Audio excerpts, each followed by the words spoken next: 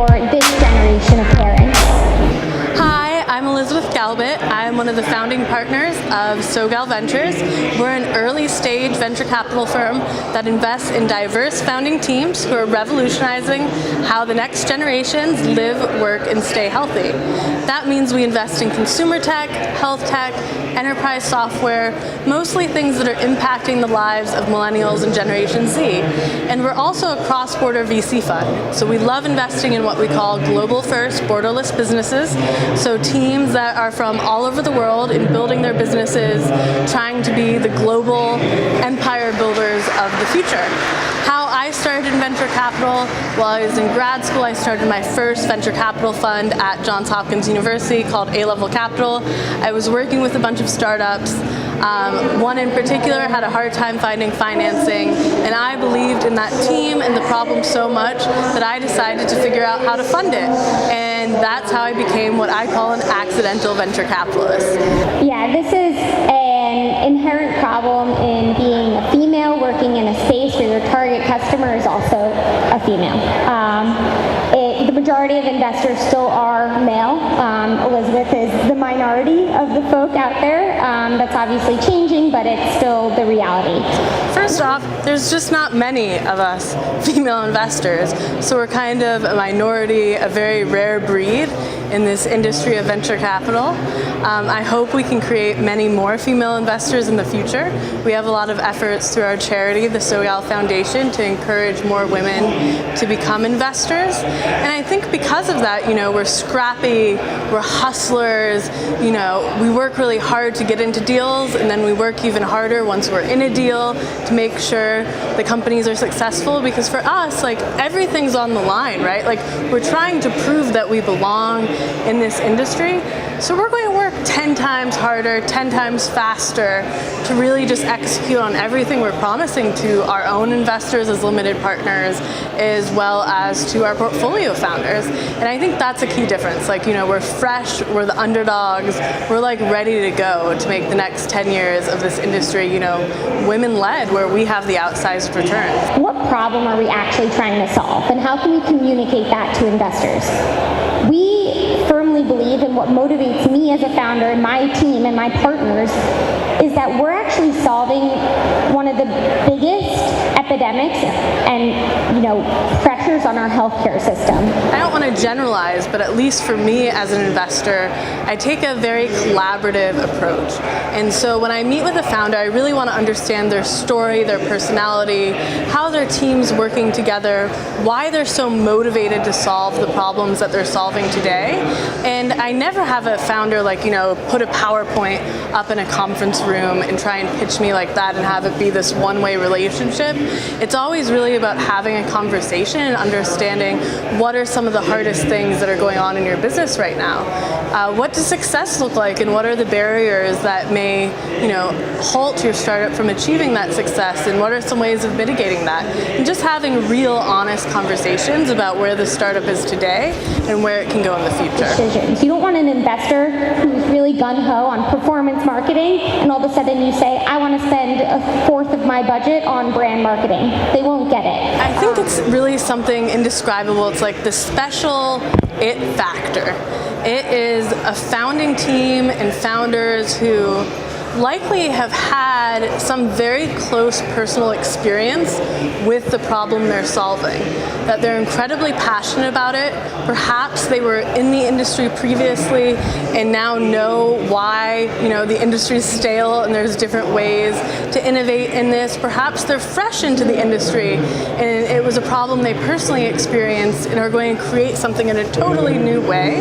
But I think really just having that it factor, where it's this deep understanding of what they're doing, why they're doing it, being obsessed with their customer or user, and being obsessed with providing them with the greatest value possible, that's what makes a great founder in my eyes. How important it is to have investors like Elizabeth who see the brand unfolding in the same way that you do and will support those tough decisions. Don't give up. My business partner and I have this saying that says, keep calm, just don't die. As long as you literally don't die and either get cremated or put in the ground as an individual, you can get through anything. So there are going to be tons of ups and downs, deals you thought you were going to close but didn't work out, successes that you're going to celebrate, and it is going to be a roller coaster of emotion in the first couple years. So keeping that in perspective and keeping, in perspective all the small milestones and things that you're moving forward on and really building, I think that's really helpful of, staying motivated as well as staying, sane a little bit in creating a startup. Something else I think is just have a really good handle on your numbers. Like, if you're a CEO, even if you're not traditionally a numbers person, you got to learn a little bit how to be a numbers person. You don't want to be totally outsourcing all of that to somebody else on your team, because as a CEO, you really need to understand, like, what are the levers of my business, right? If I do this, maybe my margin goes higher or lower. If I do something else, here's how my cost of acquisition changes.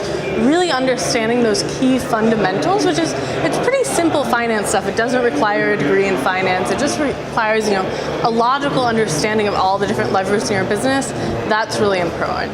And I think the third biggest learning is, like, don't care about your competition. I think it's so easy for founders to get obsessed with, this competition raised, double or triple or 10 times the amount of money that my startup raised and I'm having trouble raising money, or they're moving faster than I am, or they have a bigger team than I have. And it's really easy to spend a lot of your time just so focused on that. But in reality, I think there's very few startups that have ever died at the early days because of their competition. There's really, in a lot of these markets, so much space for so many players to exist. So as a startup, you just have to focus on doing you and executing to the best of your ability and growing as fast as you can. And, like, look forward, don't look behind, don't look to the side. Just really focus on building your business and the business fundamentals that will drive your growth. So at SoGal Ventures, we invest in what we call pre-seed to small Series A companies, mostly seed stage. And yes, of course, there's points where we think it's too early to invest. It is, the key consulting phrase, it depends of when it's the right time. But I think anytime you have traction and metrics, you're going to have an easier time raising from investors. If you just have an idea on a piece of paper or a PowerPoint deck and you're trying to raise money, I don't think there's tons of investors out there right now that are truly investing in that stage, even if that's what their firm is marketing that they do. Because there's so many resources right now to get your startup off the ground for free to very, very little money that I think most VCs want to see, that you can actually be resourceful, hustle, start something, and even if it's a little traction, right? Maybe you have some pilot customers or some beta users, or you have the beta version of your product built. That's at least something that a VC can grab onto and say, okay, if I give you $1 million, here's where I expect you to be in 6 to 8 months, and I know you can do that. The single biggest lesson that you learn once you are on the founder side, and fundraising, obviously, Elizabeth, is in the fundraising process and in interfacing with venture capitalists or just people who can, provide you private capital in general, finding people who align with your philosophy and your brand vision. The three big mistakes I think founders make when approaching investors is, one, not being specific about what they're looking for. How much money are they raising? What are they raising it for? What industry are they in? Even where are they geographically? You should be researching different investors and coming up with an Excel list of, here's the 100 investors that have a thesis that includes things in our industry, have an investment thesis that includes things in our geography, have an investment thesis that includes things at our stage. And you should basically be culling that list constantly and only talking to the people that are relevant to you. A lot of founders will spend time talking to any VC or angel investor that gives them a meeting, but a lot of times if you're not doing the research ahead of time to make sure that they actually invest in companies like yours, it's going to be a really wasted meeting and wasted time. As a founder, your time is literally your number one most valuable resource. You can't buy more of it, no matter how much time you have, or how much money you have, sorry. So you really need to focus on that time and making it as effective as possible. I think the second biggest mistake a founder can make when pitching to investors is not having a cohesive sort of not just story, but actually construction of their founding team. So why is this group of individuals together as a founding team? What does each individual bring to the table? Is it different, or is it 5 people that are exactly the same with the exact same background that now you're paying 5 salaries instead of 1, and you have all the same skill set? So I think really digging into why did you create the team you've created, and does that make sense, and being very introspective about that is really important before you go out to fundraise. And the third biggest mistake, and I tell this to everyone, yet nobody seems to follow this, is you gotta be persistent, right? Most VCs are getting tens, hundreds, or 1,000 emails a day. We're traveling, we're on planes without internet, we're in the subway, emails get dropped all the time. So if you're not a founder who, follows up politely in 3 days, and then follows up politely again in 7 days, you're probably not going to get the attention of many VCs just because of the sheer quantity of inbound emails we get. And I don't think being persistent is a bad thing whatsoever. It's not annoying, it's not, it's just somebody saying, hey, I know you have a lot on your plate, I've got a lot on my plate too. Here's a friendly reminder, here's what we do, can we have a conversation? If by the 3rd time they're still not answering, move to somebody else on your list. But I think just sending something out once and expecting that you not getting a response means that they're not interested in your startup, that's completely wrong. The single biggest factor in determining your lifetime health in the beginning part of your life. The answer is food and nutrition. Literally in the first 1,000 days of your life, what you eat has this outsized and irreversible effect on your predisposition for obesity, diabetes, heart disease, your IQ. Everything is determined by what you're eating in that small window of time. So what's the recipe for success in a startup? I don't think there is one. I think people have tried to write all these cookbooks about, how to have a startup success. I think there's a lot of things you can't control. There's market timing, there's geopolitical sort of events, and even, environmental things that happen. It could be that your technology is too early. It could be that your team, fights and isn't the right startup team, or, there's a market downturn and you can't raise capital.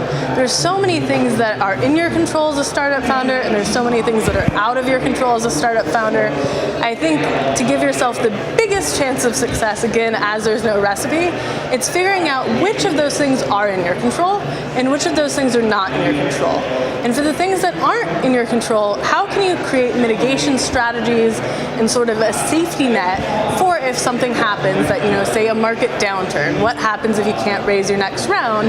Having a plan B is always important.